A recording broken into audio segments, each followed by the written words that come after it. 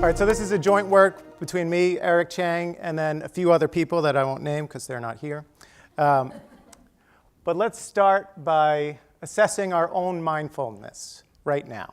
So a brief quiz, and answer these as truthfully as possible. Don't worry, you won't be graded. Jose, we know that that doesn't work as far as motivation. So this is just for our own motivation, just to see how mindful we are. First question. Bless you. How often have you looked at your phone or tablet during today's conference? So just starting from 1 o'clock. Constantly throughout the entire conference. Very frequently, at least 20 times. Occasionally, 4 or 5 times. D, very seldom, only once or twice. Or you haven't looked at it at all. So take a second, assess it. Don't count the eye clicker, because you were asked to do it. So everything except for that. Second question. Oh, no, this is not an eye clicker question. I thought about using that, but that might make you less mindful. So just do it based on your own perception. We're doing this old school. Do you remember exactly what you ate for dinner last night? A, I have no recollection about what I ate for dinner. B, I remember where I ate, but I can't remember what. C, I remember the main course, but not all of the side dishes. D, yes, I remember what I ate somewhat vividly. And E, you know you remember exactly what you ate and can describe each dish. So, okay, last one. Do you remember my name and the name of the previous presenter? I won't take offense if you don't. So A, sorry, I completely forgot both names. B, I think I remember at least one presenter's first or last name. C, I remember either the first or last name of both presenters. D, I believe I know both of your first and last names. E, I am confident that I know both of your first and last names. Okay. So given those 3 questions, we can assess your mindfulness based on, well, if we assign points to each of your answers, A is 1 point, B is 2, C is 3, D is 4, E is 5. You can then add up your score from each question and reach a sum that's between 3 and 15. And the basic idea is the higher the score, the more mindful you are. Because what it means is you're more aware of what's been going on. You're less distracted in general.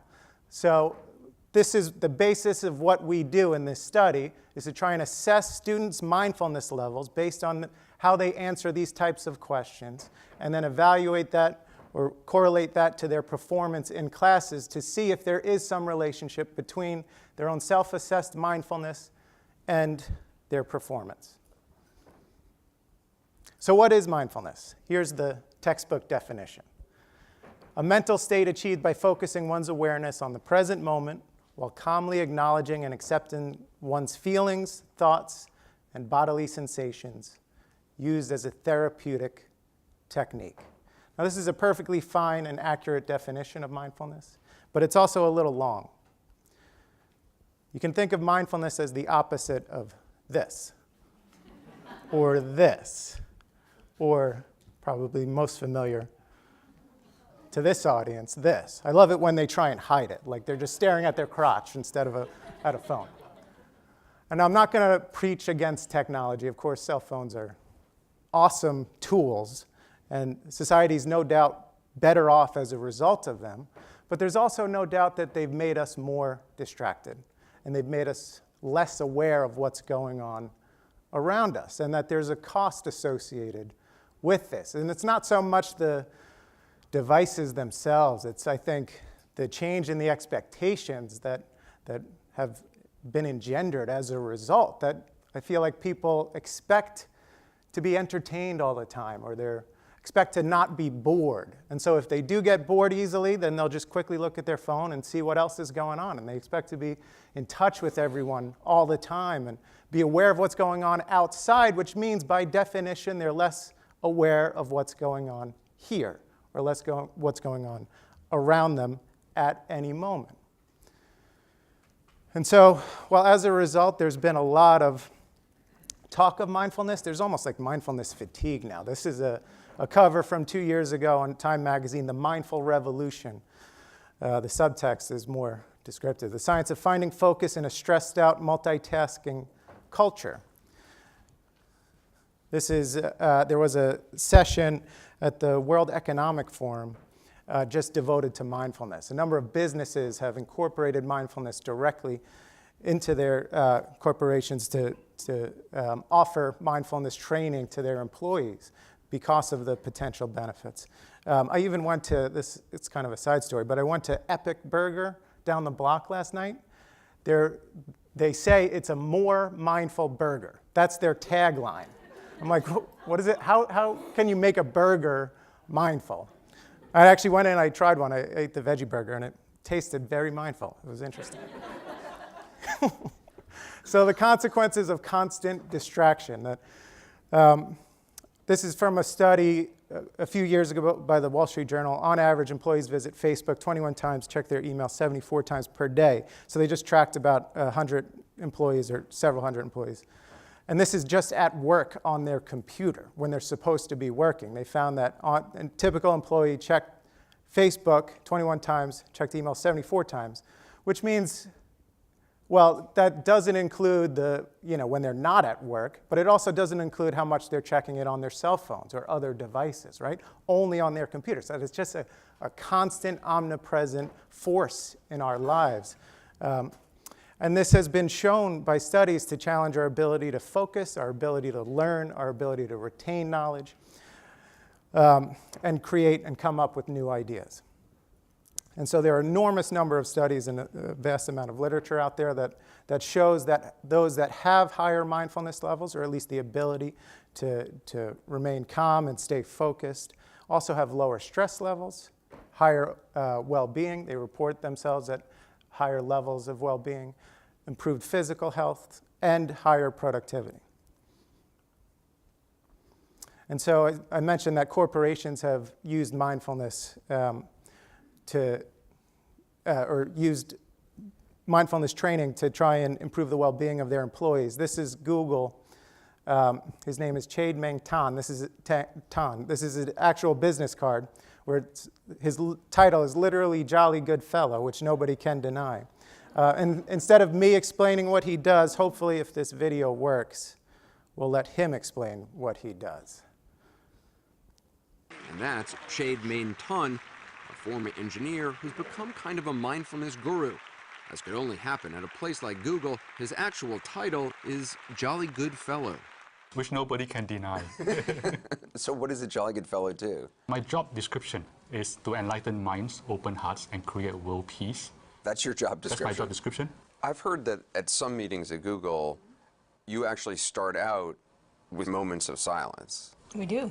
How long do you sit there quietly for? It's literally a minute or two of noticing your breathing, calming yourself down, being present, and then you're able to go into the meeting, the business at hand, with a little bit more focus. Does it make people more productive? Yes, it does. When the mind is unagitated, when the mind is calm, that mind is most conducive to creative problem solving. To innovate. Correct. And one of the powers of mindfulness is the ability to get to that frame of mind on demand. So, along with their free health clubs and other company perks, Google now offers their 52,000 employees free lessons in mindfulness. In the middle of stress, when everything's falling apart, you can take one breath. I like that description, that it's the uneducated mind, the one that's not distracted, that's most conducive to new ideas. And you don't come up with new ideas when you're constantly checking Facebook, right? That you have to allow your mind to be open to those new ideas. And so if Google says it's true, then it has to be true, right? Because Google's never been wrong, except about the glasses. Forget that one. All right, so what we do in this study, we examine the relationship between mindfulness and student performance across 4 country samples currently. We're planning on adding additional countries: the US, China, Finland, and South Africa. We compare the different measurements of mindfulness based on the Mindfulness Attention and Awareness Scale, which is an instrument I'll talk more about. Phone usage, how much they say they use their phone or tablet during class, and their level of test anxiety. And so the data that we have so far. The US, we have about 900 observations. Finland, only about 96, but we're going to get more, hopefully, within the next couple months. China, about 320. And then South Africa, we just received, and it has by far the most, at about 1,600 observations. And then we're also in touch with faculty in Germany and Colombia to try and increase the number of countries. And so what we're looking at is how mindfulness matters in student performance across these different countries. And reasons why, well, there's a number of different ones, but some of the major ones is there's differences in just what mindfulness means and the idea of mindfulness across Western and Eastern cultures in particular. That in Western cultures, it's almost used as like with Epic Burger as a marketing technique, right? Or it's viewed as a therapy, a way of treating a problem. Whereas in Eastern cultures, it's just more naturally ingrained in society and just part of your overall everyday health. There's differences in stress and anxiety levels, obviously, across different countries. That, according to the World Gallup poll, the US is ranked 5th out of 151 countries in stress and anxiety, right? That we're a very stressed out but also optimistic nation. There's differences in expectations as far as education, how much you work, whether you work while you go to college, how much you're supposed to use social media or stay connected to your friends. And all of these differences in education can affect both your mindfulness level or differences in all of these can affect your mindfulness level as well as how it impacts your performance in class. And so that's what we try to measure using survey data and performance data from economic principles courses. We started in 2015, collected the data from the US, Eric and I. And now last year and this year, we're getting the data from these other countries. We have about 3,000 currently, and hopefully we'll have about 4,000 in total by the end of this year. And they're asked about their mindfulness according to this psychological instrument, as well as their social media, academic variables, demographics, and the performances are based on relative measures compared to the mean in the particular classes that they're in. And so here's the mindfulness assessment survey. It's probably the most common that's been used by psychologists to measure mindfulness, but it's really just a measure of how distracted people feel or act or assess themselves in their everyday lives. And there's 15 questions in total. Here's just 5 of them. It seems I'm running on automatic without much awareness of what I'm doing. They answer according to the standard Likert scale from very frequently 1 to very infrequently 6. So the higher score that they offer means the more mindful or the less distracted they are in their everyday life. I rush through activities without being really attentive to them. I get so focused on the goal I want to achieve that I lose touch with what I'm doing right now. To get there, I think it's an interesting one because it's almost like it's not just about being focused. You can be too focused that you actually lose awareness of your surroundings. I do jobs or tasks automatically without being aware of what I'm doing, and I find myself doing things without paying attention. And then we added 2 additional measures, which are just, I think, one, that survey was developed in 2003, so it was before cell phones became omnipresent. So just to ask how much they check their phone or tablet during a typical class on the same scale. And then the last one, how anxious they are when taking exams. And the idea is if they're more anxious, it's also they're less focused and less present in the moment. All right, so here's what we found. By country, so the yellow is the lowest, the green is the highest, just across the 4 countries, and higher values mean greater mindfulness levels. So just according to the mindfulness index, the assessment index, Finland is the most mindful. It's slightly higher than 4. South Africa is the least mindful, and then the US and China are in between. As far as how much they use their phone, Finland, they use their phone the most, which would mean that they're the least mindful according to that. It's the land of Nokia, right? Very cell phone-oriented country. South Africa, they use it the least. And then in terms of anxiety, maybe not surprisingly, the US is the most anxious of the 4 countries. Finland is the least anxious of the 4. Here's a scatter plot that just shows, well, the observations as well as the general trend. It's generally a positive trend, but not that significant in most countries except Finland, where there is a very strong relationship, obvious relationship there. US has a positive relationship. China, it's basically zero, and then South Africa also has a mildly positive relationship. Here's the correlation coefficients. US has a significant correlation between all mindfulness measures and relative performance. 0.707 for the mindfulness assessment scale, 0.20, so the strongest between phone usage and their performance, and then anxiety is in between. South Africa, it's significant, even though it's not economically significant, statistically significant for both the mindfulness measure and anxiety. China, there's no significance, and there's actually a negative correlation for phone and anxiety. And then Finland has a positive and significant relationship with the mindfulness assessment and course performance. It's also interesting to compare across genders to see if there is a distinction, and indeed there is. That the blue lines represent males in each country, red lines represent females. Higher means more mindful, so generally in every country except China, men are more mindful than women, which might be surprising. It might also just reflect that women are more accurate at assessing their own mindfulness than men are. I mean, really, and there's actually some research that suggests that that's true, that they're able to answer self-assessments more accurately than men. Here's phone usage. Not as much of a distinction, but in general, men use their phone less in class compared to women, everywhere once again except for China.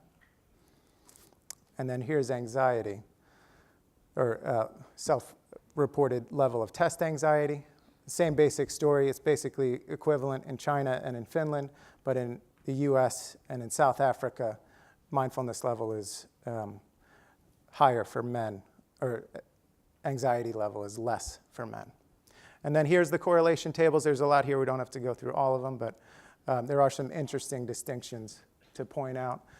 In the US, mindfulness is greater for women, or the relationship is greater for women than for men. In South Africa, it's greater for men than for women. In China, the only significant one is for men. And then in Finland, it matters more for women, at least the mindfulness assessment, whereas it matters more for men as far as the relationship between phone usage. Okay, so key results here. What we do, we compare mindfulness across students and countries using the same assessments. Find Finnish and Chinese students exhibit higher overall mindfulness levels compared to the US and South Africa.